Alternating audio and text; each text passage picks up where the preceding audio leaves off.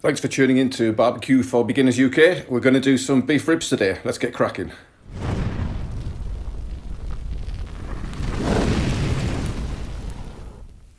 Got two lots of beef short ribs. This one, as you can see, it's like actually two ribs, and this came from Stokesley Butchers over at Great Ayton in North Yorkshire. These ones are like same sort of thing, but they've been cut, which is rather they weren't cut, but that's what the butcher did. And these ones are from Hutchinson Hobbs, another great butcher in the Yarm area. So we're going to take some of this, these ones we'll probably just leave as they are. Just going to take the fat cap off this one. There's a little bit too much fat on there. I want to get the smoke to penetrate the meat. Not sure exactly how thick this is, but it's going to take a little while. I want to leave some of the fat on it, otherwise going to lose some of the moisture. I'll crack on and do this off camera. It's a lot of the fat removed from the top. On the back, like you have on pork ribs, it's got like a membrane. Let's see if we can get that off. I know it's a bit more difficult than it is with pork ribs, but we'll see if we can get this off.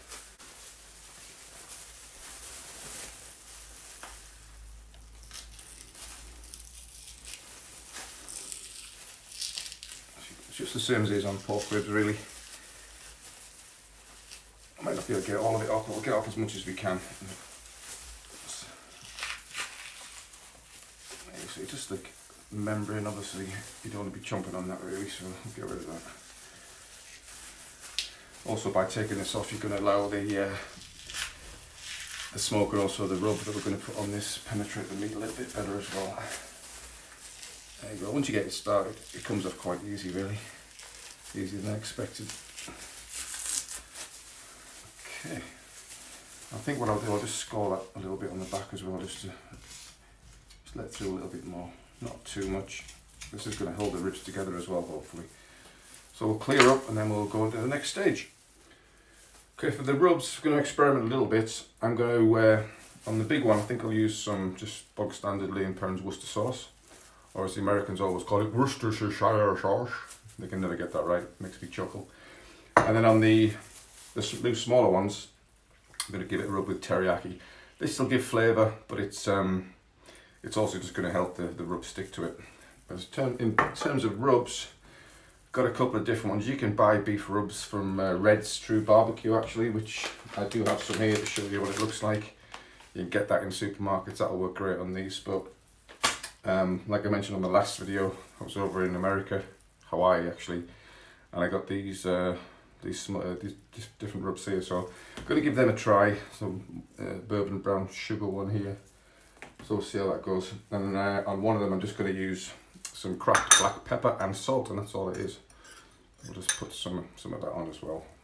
Just experimenting really, but the star of the show here is the beef. So let's get this one roasted up. Rub in. We'll get sides as well, obviously. And if you can see, there's quite a bit of marbling in there, so hopefully that's going to render down and give us some moisture and flavour. You could just use oil, I suppose, with this one, but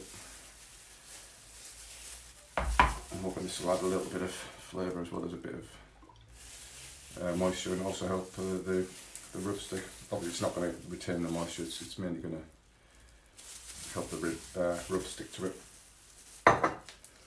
So this one, this is called Dakine Hawaiian Smoky Rub.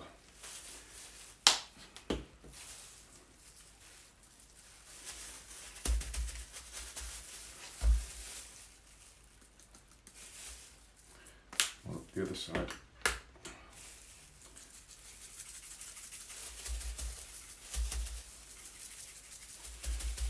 Now the beef's cooperating, it's even standing up for itself.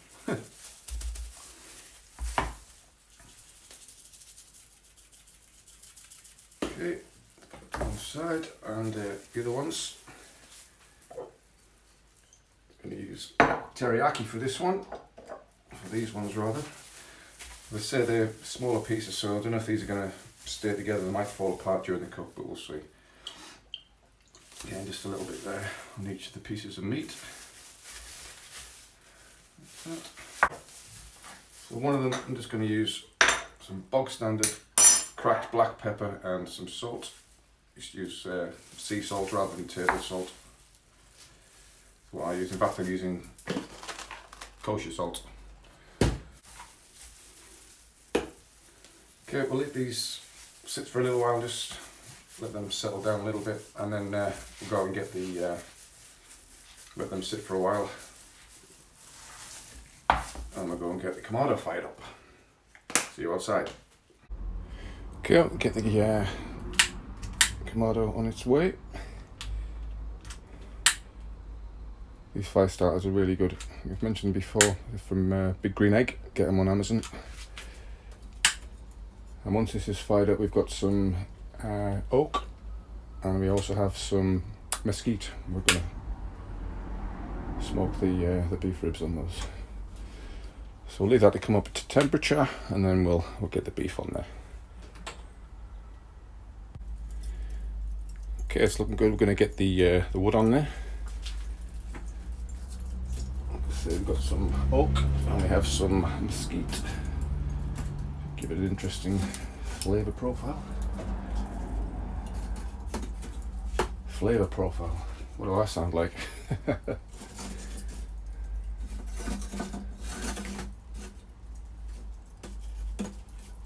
Okay.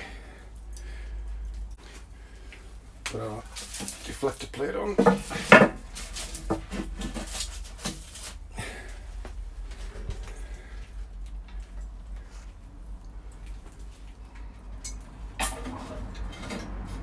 I wasn't sure whether to put the top grill on. I haven't 100% decided. I think we'll go with it the way it is.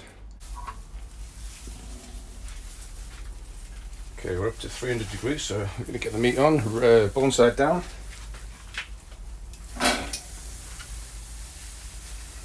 It's smoky inside here.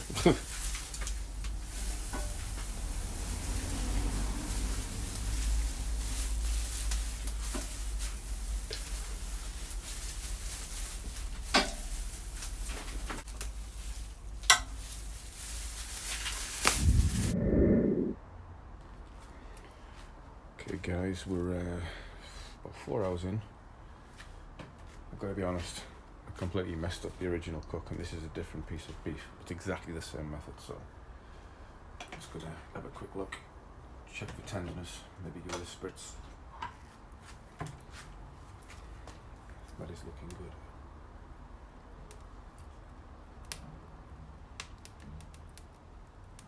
That is not a million miles away, folks. This is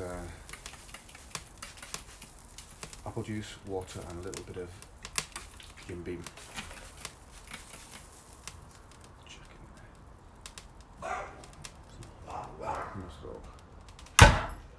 Okay, here she is. Better than the last one I made a complete mess of.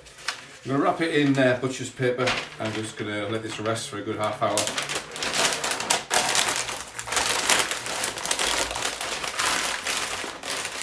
You can use tin foil, but again, this is new to me. I'm just seeing how it works out. If it makes any difference, I'll let you know.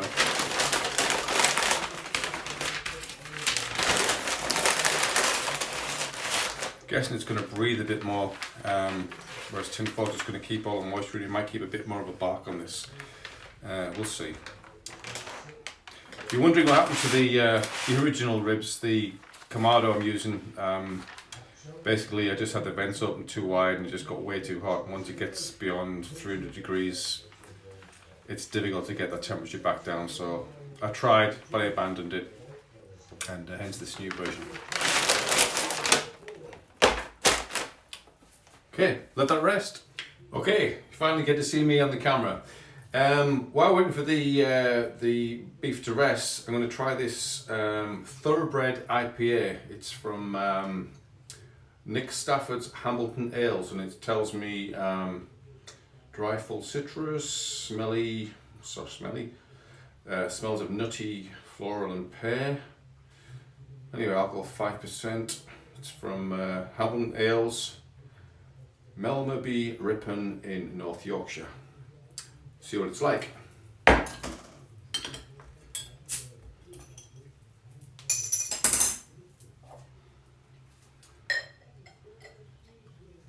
clear actually. It is an IPA. See what that looks like. Try and get a little head. I'm certainly no expert in pouring beer. That looks alright. Thoroughbred IPA. Give it a try. Cheers.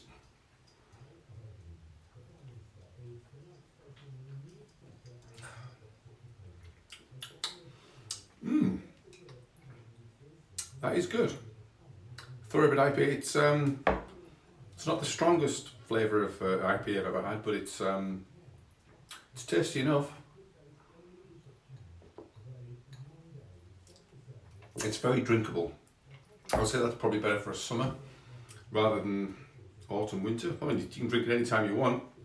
Beer is beer after all, but that's certainly worth a try. I got this from same place I got the replacement emergency meat after yesterday's debacle. It's available at Hutchinson Hobbs Butchers in Yarm. That's where I picked this up from. I'm sure you can get it online or in other decent beer emporiums elsewhere. Okay, so next time you see me, I'll be tasting the beef. Can't wait. Starving. Slight problem with the video there, so we'll give it another cut so you can see it. But I'm pretty pleased with this cut. In fact, I'm very pleased with it. So juicy. You can see that, how juicy that is. Give it a little taste.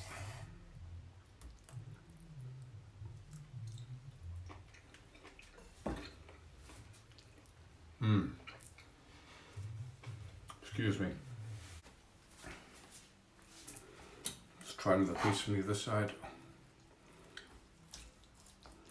Cannot tell you how juicy this is. It's ridiculous. Look at that, guys. Is that juicy or what? Oh, just falls off the bone. Look. Wow. I am very pleased with this, guys. Very pleased with this. Just cut some more off. It's like a knife through butter. So happy with this.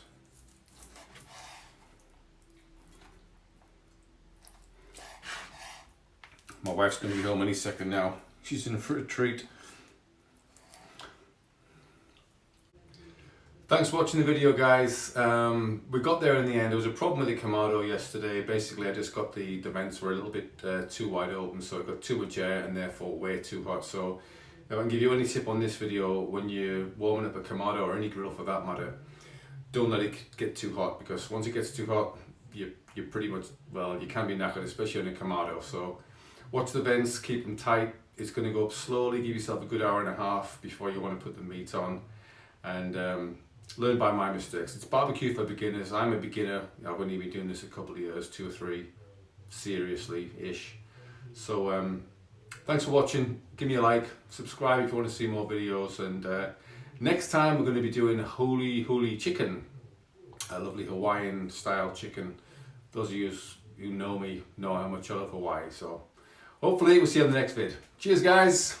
Oh, and aloha.